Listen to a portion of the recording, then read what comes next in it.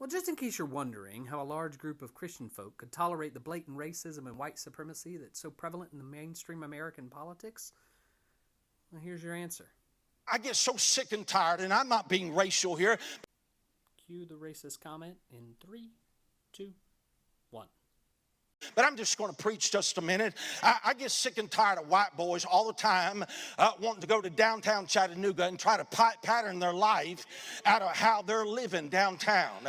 Black boys with their breeches hanging off, and white boys want their breeches hanging off, and the hat turned sideways, and they want to turn their hat sideways.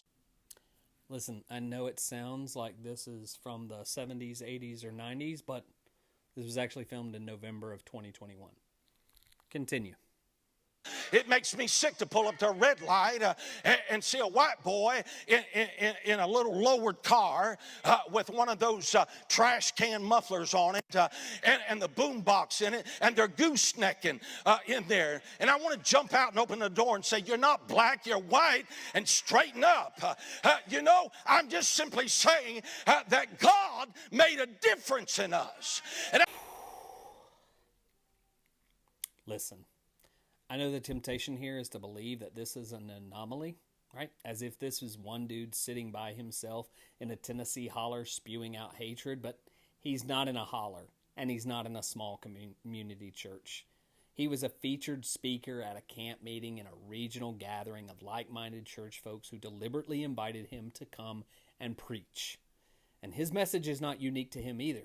This is the type of racism that formed the foundation of the religious right in the early 70s when a group of preachers decided to take on the highest courts in the land because they wanted to make sure that their private Christian white schools remained, you guessed it, white. Because there was no government in the world that could tell them to do something that violated their Christian values that said whites and blacks should remain separate, distinct. Listen. We will never heal from stuff like this, from this sin, until we name it for what it is. Sin. And call it out every time we see it. This has got to happen. In case you don't know, my name is Sam. I'm a pastor in Asheville, North Carolina. And if it wasn't already apparent, I've given up silence for Lent